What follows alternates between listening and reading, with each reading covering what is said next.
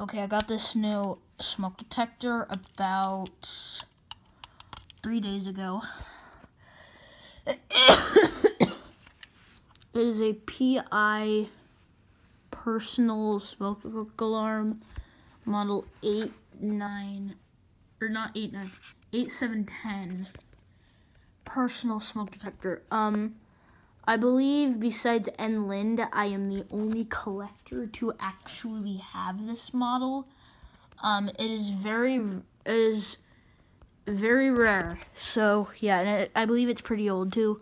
I got this at Savers for about $3 or $4.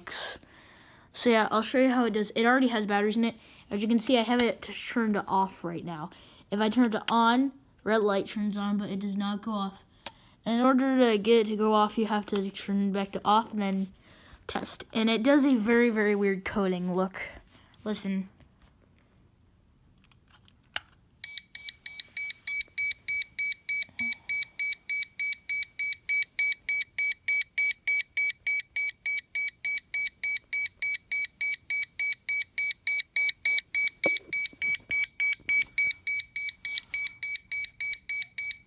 And then when you're done, you turn it back to off or on just to stop it from beeping. So, yeah,